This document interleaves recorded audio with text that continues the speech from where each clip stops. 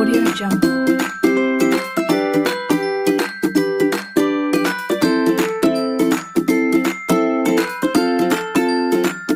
Audio Jungle.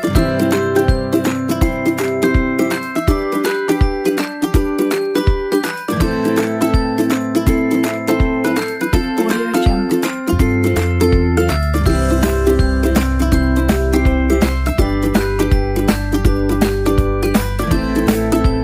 Audio Jungle.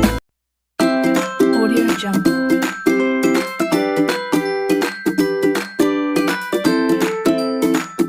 Universitas Tikubang, Unisbang Semarang, berdiri pada tahun 1968. 52 tahun mengabdi pada negeri, menghasilkan lulusan yang berkualitas dan unggul, memenuhi kebutuhan industri, menumbuhkan jiwa kewirausahaan. Entrepreneurial University based on IT, Unisbang hebat. Assalamualaikum warahmatullahi wabarakatuh. Perkenalkan, nama saya Novita Wulandari, NIM 1805520175, kelompok B1. Saya membuat video ini untuk memenuhi ujian akhir semester mata kuliah Pengauditan 2. Dosen pengampu Arif Himbawan Dwi Nugroho, SE, AK, MM, CA, CPA. Saya dari Fakultas Ekonomika dan Bisnis, program studi S1 Akuntansi, Universitas Tikubang Unisbang Semarang. Dalam video ini saya akan mempresentasikan tentang peristiwa kemudian 560. Yang pertama, pembahasan yang akan kita bahas yaitu 1. Pendahuluan itu meliputi ruang lingkup, peristiwa kemudian, dan tanggal efektif. Kemudian yang kedua, tujuan. Yang ketiga, definisi. Dan yang keempat, penyelesaian audit. Kemudian yang terakhir, materi penerapan dan penjelasan lain. Pertama, kita membahas tentang pendahuluan. Pendahuluan itu meliputi 1. Ruang lingkup. Standar audit SA ini berhubungan dengan tanggung jawab auditor berkaitan dengan peristiwa kemudian dalam suatu audit atas laporan keuangan. Yang kedua, peristiwa kemudian. Laporan keuangan mungkin dipengaruhi oleh peristiwa tertentu yang terjadi setelah tanggal laporan keuangan. Dalam SA 700 menjelaskan bahwa tanggal laporan auditor menginformasikan kepada pembaca bahwa auditor telah mempertimbangkan pengaruh atas peristiwa dan transaksi yang diketahui oleh auditor dan yang telah sampai pada tanggal tersebut. Yang ketiga, tanggal efektif.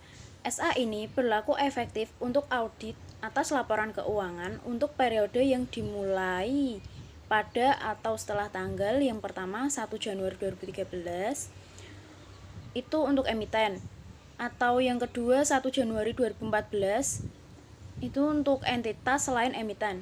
Jadi penerapan ini dianjurkan untuk entitas selain emiten. Yang kedua, tujuan auditor.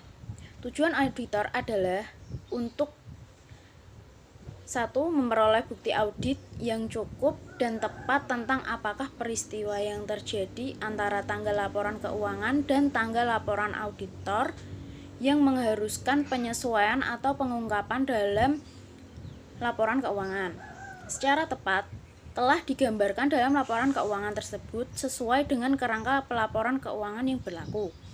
Yang kedua, merespon secara tepat fakta yang diketahui oleh auditor setelah tanggal laporan auditor, yang mana jika diketahui oleh auditor pada tanggal tersebut, kemungkinan menyebabkan auditor mengubah laporan auditnya. Yang ketiga, definisi istilah dalam SA. Untuk tujuan ini, SA memiliki beberapa istilah berikut yang bermakna. Yang satu, tanggal laporan keuangan, yaitu tanggal akhir dari periode terakhir yang dicangkup oleh laporan keuangan.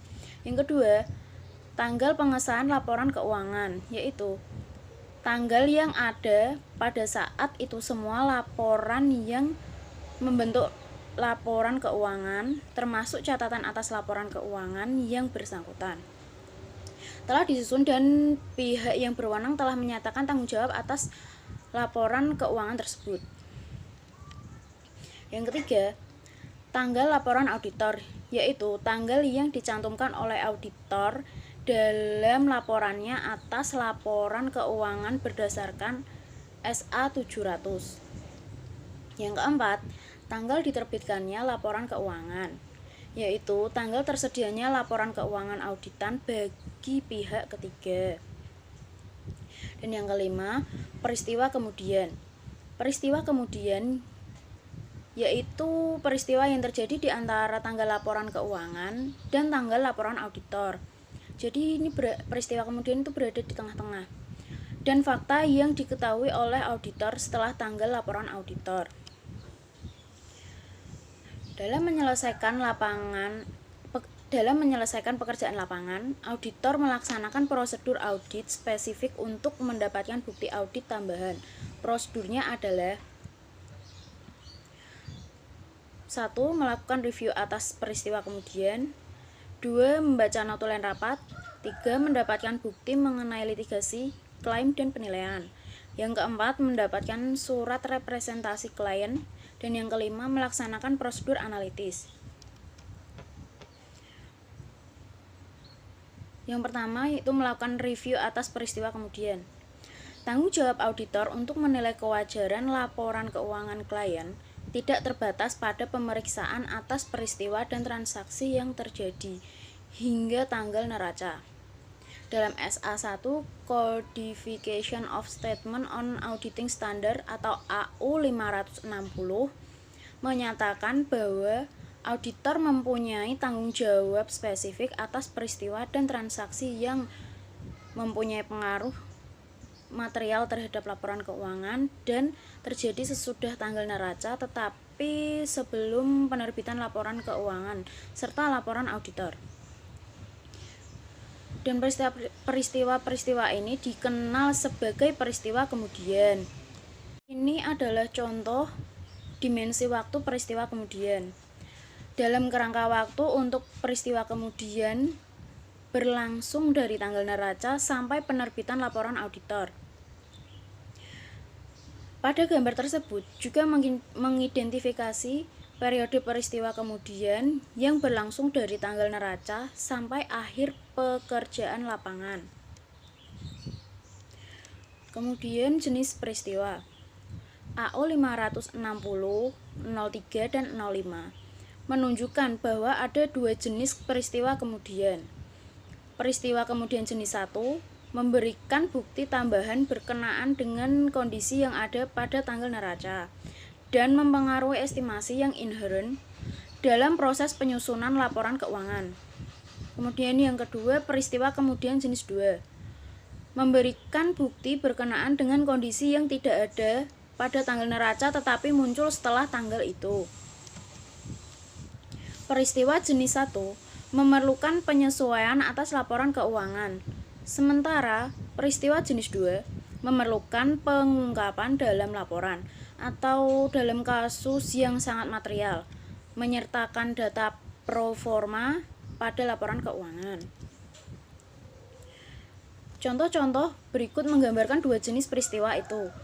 Peristiwa jenis 1 ini adalah yang pertama, realisasi aktiva akhir tahun yang dicatat, seperti piutang usaha dan persediaan pada jumlah yang berbeda dari yang dicatat. Yang kedua, penyelesaian estimasi kewajiban akhir tahun yang dicatat, seperti perkara pengadilan atau litigasi dan jaminan produk, pada jumlah yang berbeda dari yang dicatat. Kemudian peristiwa jenis 2. Yang pertama itu peristiwa obligasi jangka panjang atau saham preferred atau saham biasa. Yang kedua, pembelian suatu perusahaan. Dan yang ketiga, kerugian dari bencana dari akibat kebakaran atau banjir.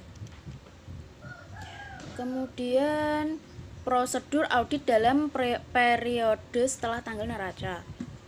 Auditor harus mengidentifikasi dan mengevaluasi peristiwa kemudian sampai tanggal laporan auditor, yang biasanya merupakan akhir dari pekerjaan lapangan.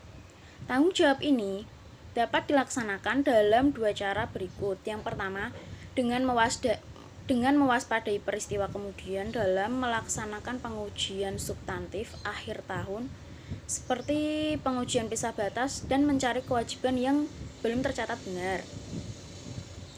Yang kedua, dengan melaksanakan prosedur audit yang ditetapkan dalam AU 302 atau mendekati pekerjaan akhir lapangan. Selanjutnya, pengaruh terhadap laporan auditor. Kelalaian untuk mencatat atau mengungkapkan secara tepat peristiwa kemudian dalam laporan keuangan akan menimbulkan penyimpangan dari laporan standar auditor. Tergantung pada materialitas, auditor harus menyatakan baik pendapat wajar dengan pengecualian ataupun pendapat tidak wajar karena laporan keuangan tidak disajikan secara wajar sesuai dengan prinsip-prinsip akuntansi yang berlaku. Selanjutnya yang kedua, membaca notulen rapat. Notulen rapat pemegang saham, dewan komisaris dan subkomitenya, seperti komite keuangan dan komite audit, dapat memuat hal-hal yang mempunyai signifikansi audit. Sebagai contoh, dewan komisaris dapat mengotorisasi penerbitan obligasi baru, pembelian saham treasury, pembayaran dividen tunai, atau penghentian lini produk. Masing-masing situasi ini akan mempengaruhi asersi manajemen dalam laporan keuangan. Auditor harus menentukan bahwa semua notulen rapat dewan yang diadakan selama periode yang sedang diaudit dan selama periode dari tanggal neraca sampai akhir pekerjaan lapangan harus diserahkan kepadanya untuk direview atau ditelaah atau untuk dikaji. Pembacaan notulen rapat biasanya dilakukan segera setelah hal itu tersedia, guna untuk memberikan auditor kesempatan maksimum untuk menilai signifikansi auditnya. Pembacaan notulen rapat oleh auditor harus didokumentasikan dalam kertas kerja sehingga ketika ada kesalahan dapat dikoreksi kembali dalam kertas kerja. Selanjutnya, mendapatkan bukti mengenai litigasi, klaim, dan penilaian. FASB dalam SPAS 5, Accounting for Contingencies, mendefinisikan kontingensi sebagai kondisi, situasi, atau serangkaian yang ada yang melibatkan ketidakpastian mengenai kemungkinan keuntungan atau kontingensi keuntungan atau kerugian, atau juga kontingensi kerugian yang akan diperoleh apabila satu atau lebih peristiwa masa depan terjadi atau tidak terjadi. Kontingensi keuntungan seperti klaim oleh klien terhadap pihak lain atas pelanggaran paten. Hal ini hanya akan menimbulkan masalah yang relatif kecil bagi auditor, karena menurut GAAP, hal itu biasanya tidak akan dicatat sampai terrealisasi. Kontingensi kerugian di pihak lain seringkali merupakan masalah yang signifikan bagi auditor, tergantung pada evaluasi yang subjektif atas kemungkinan pembayaran masa depan. GAAP mensyaratkan bahwa kontingensi kerugian harus 1. Dicatat sebagai kewajiban kontingen.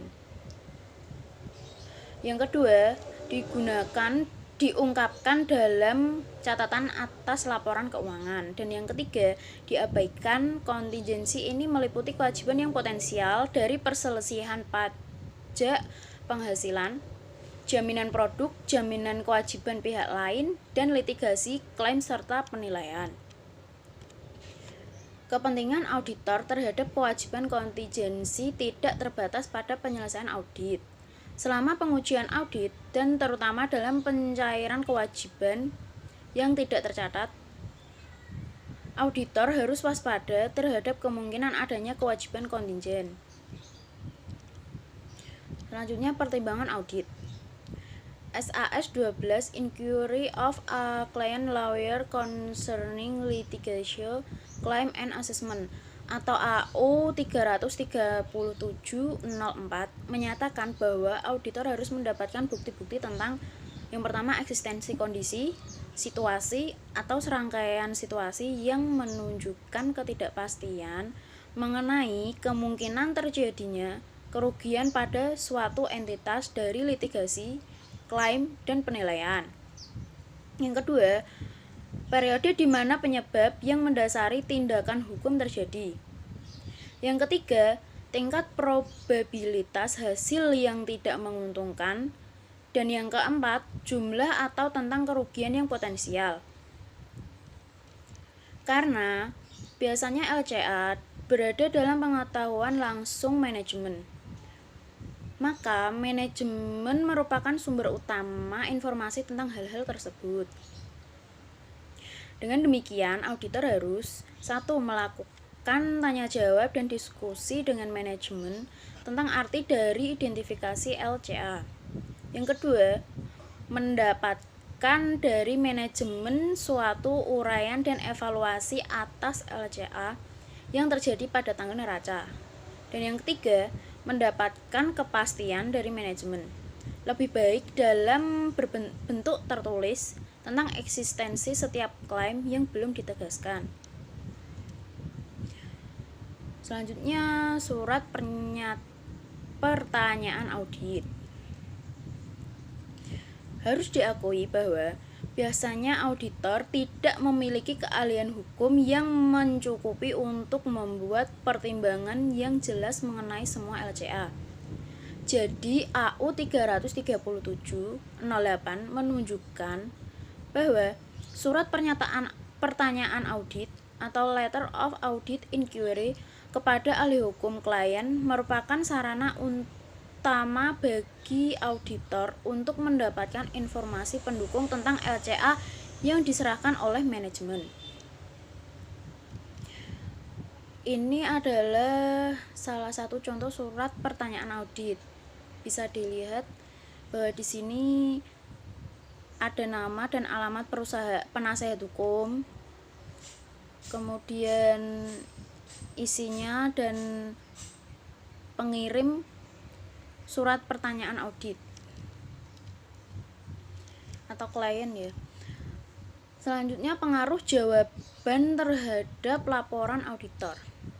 Jawaban ahli hukum mungkin tidak mempunyai pengaruh terhadap laporan auditor, yaitu laporan auditor dapat mengeluarkan suatu laporan standar dengan pendapat wajar tanpa pengecualian.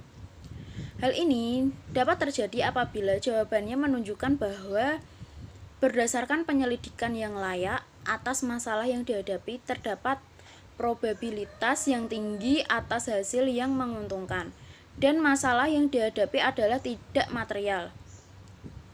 Dalam beberapa kasus, jawaban ahli hukum dapat menunjukkan ketidakpastian yang signifikan mengenai kemungkinan hasil yang tidak menguntungkan dari LCA atau jumlah atau rentang kerugian yang potensial. Sebagai contoh, masalah yang dihadapi mungkin hanya berada dalam tahap awal litigasi dan mungkin tidak ada pengalaman historis dan entitas dalam menghadapi litigasi yang sama.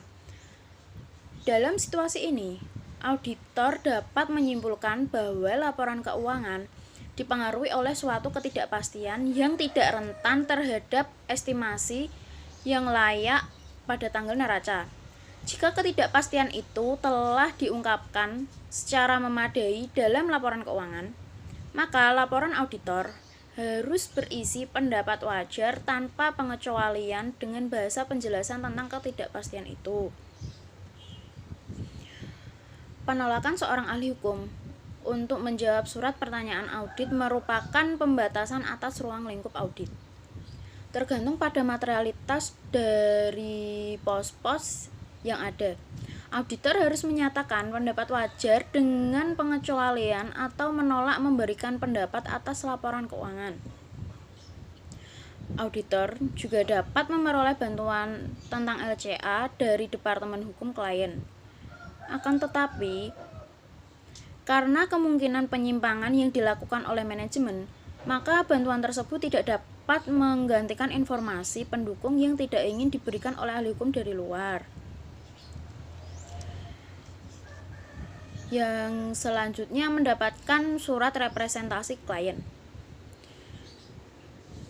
Auditor diwajibkan untuk mendapatkan representasi tertulis tertentu dari manajemen dalam memenuhi standar ketiga pekerjaan lapangan. Ini dapat dicapai melalui surat representasi klien yang umumnya dikenal sebagai surat rep. AO 333 Management Representation SAS 85 dan SAS 89 menjelaskan bahwa representasi merupakan bagian dari barang bukti, tetapi bukan pengganti penerapan prosedur audit yang diperlukan untuk mendapatkan dasar yang layak atas suatu pendapat. Jadi surat representasi bisa dikatakan juga sebagai barang bukti, tetapi bukan pengganti penerapan audit dalam pekerjaan lapangan ini ya.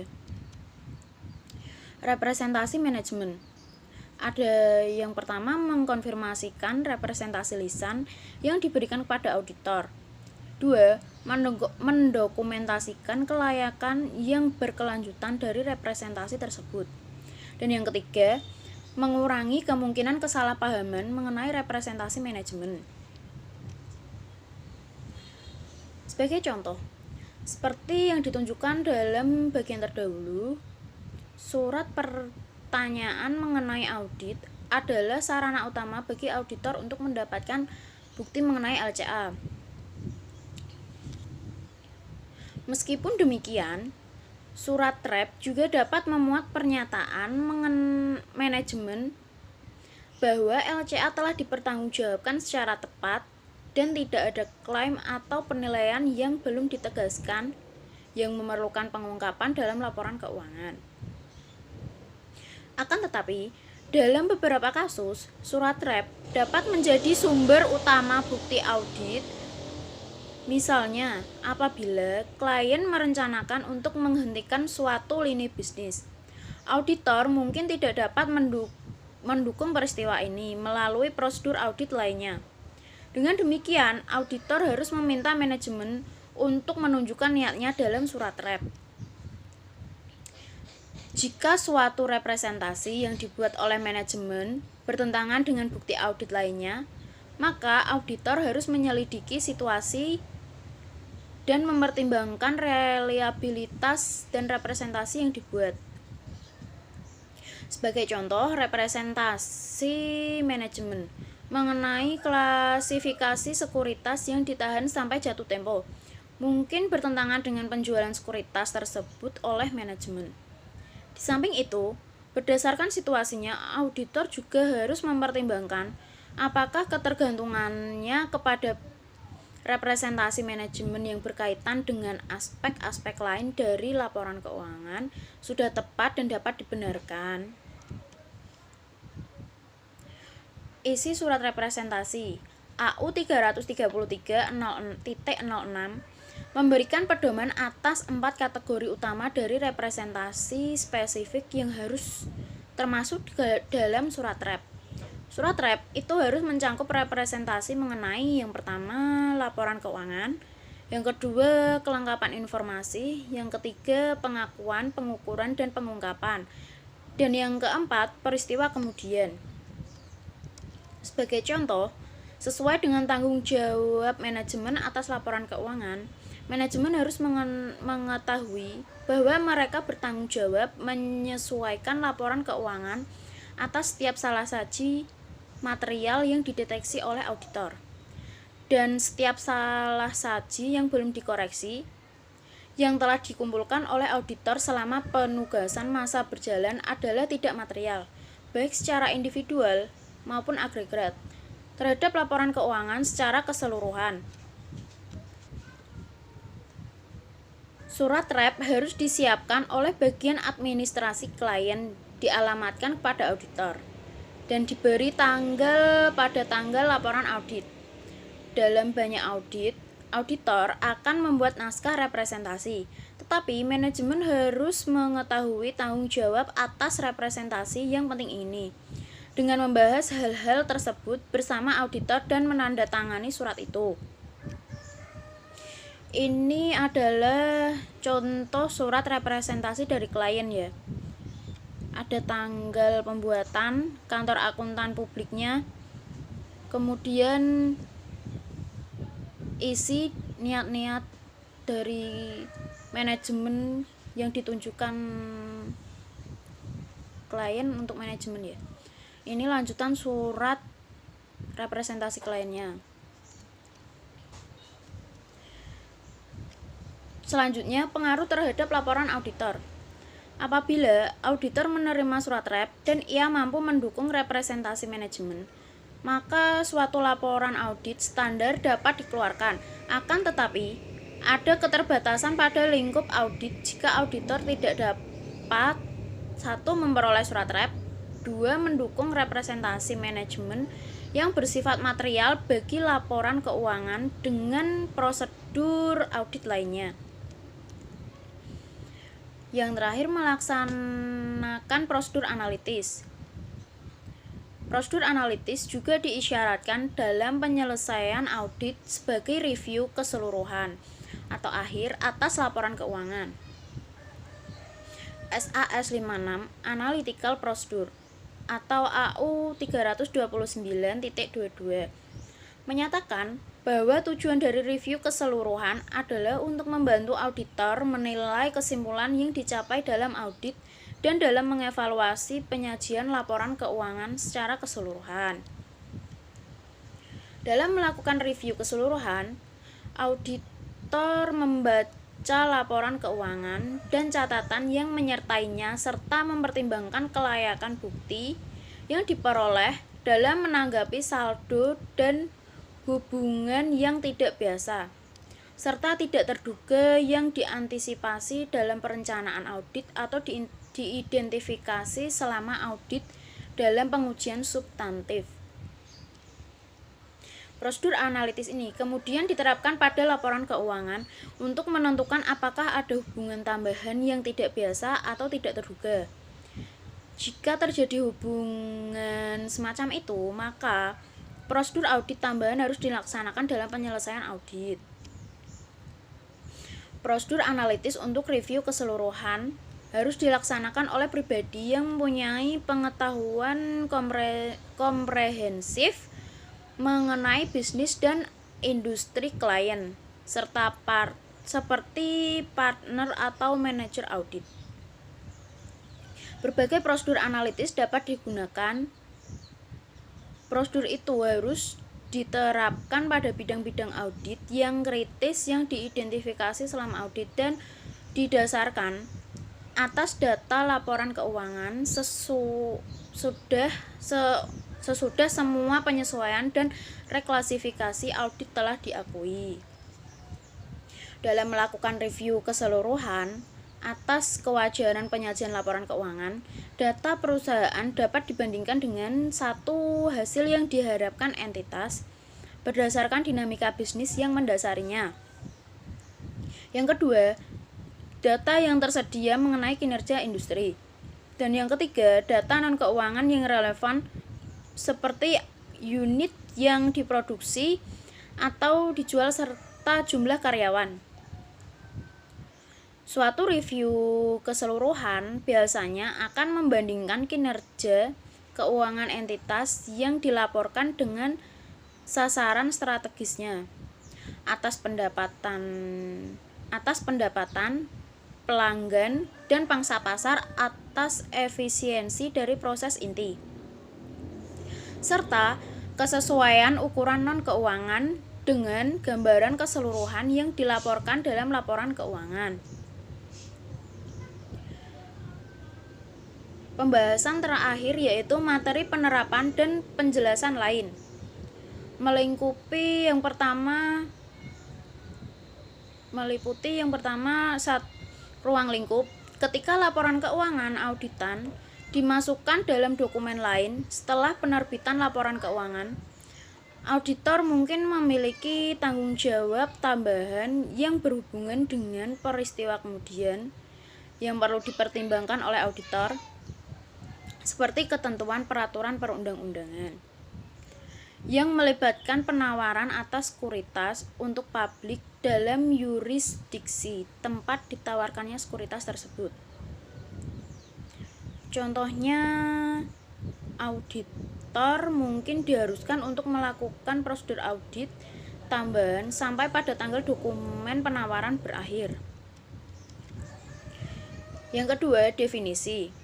Dalam beberapa yurisdiksi, peraturan perundang-undangan mengidentifikasi individu-individu atau badan-badan sebagai contoh manajemen atas pihak yang bertanggung jawab atas tata kelola, yang bertanggung jawab untuk menyimpulkan bahwa semua pernyataan yang membentuk laporan keuangan yang terkait telah disusun dan menetapkan proses persetujuan yang diperlukan.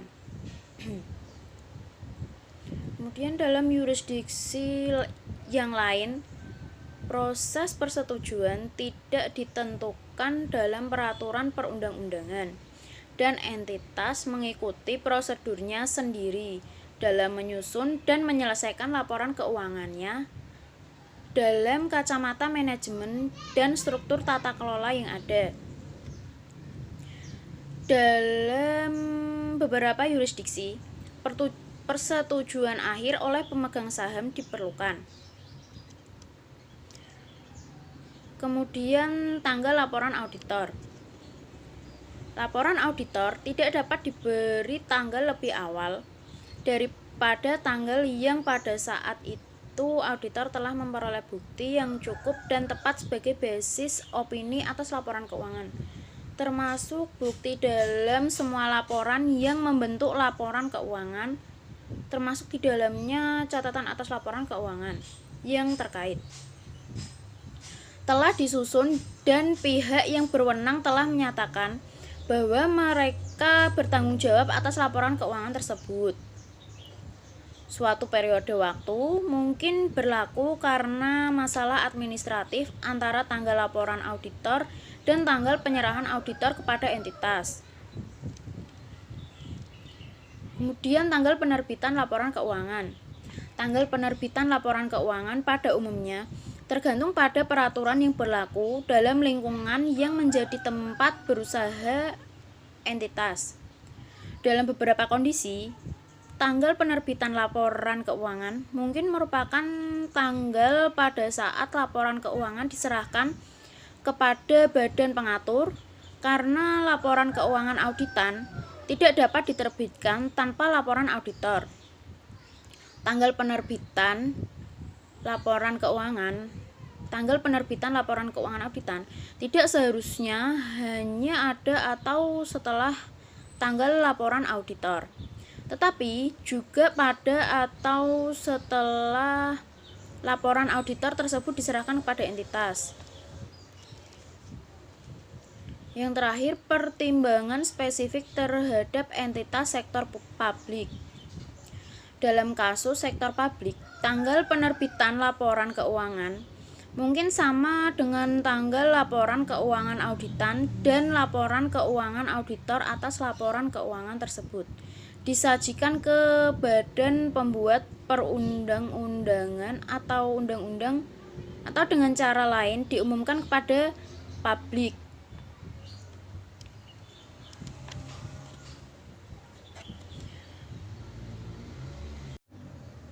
Kesimpulan presentasi peristiwa kemudian 560 adalah peristiwa kemudian adalah peristiwa yang terjadi dalam periode sejak tanggal neraca sampai dengan tanggal selesainya pekerjaan lapangan. Dalam periode peristiwa kemudian, kemungkinan terjadi peristiwa-peristiwa yang mempunyai pengaruh yang material terhadap penyajian informasi yang tercantum di dalam laporan keuangan.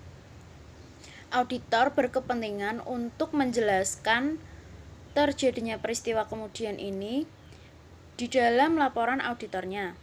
Jika dampak peristiwa tersebut terhadap laporan keuangan auditan material, sehingga diperkirakan jika auditor tidak berbuat demikian, pemakai laporan keuangan akan melakukan keputusan yang salah. Auditor diwajibkan untuk berkomunikasi dengan klien mengenai kondisi-kondisi yang dapat dilaporkan berkaitan dengan pengendalian internal dan hal-hal lain yang bersangkutan dengan pelaksanaan audit. Selain itu, auditor juga mengkomunikasikan rekomendasi mengenai efisiensi dan efektivitas operasi klien dalam surat manajemen. Terakhir, auditor mempunyai tanggung jawab tertentu setelah audit berkaitan dengan peristiwa kemudian yang terjadi antara tanggal laporan audit dan penerbitannya. Penemuan selanjutnya atas fakta yang ada pada tanggal laporan dan penemuan selanjutnya atas prosedur yang dihilangkan.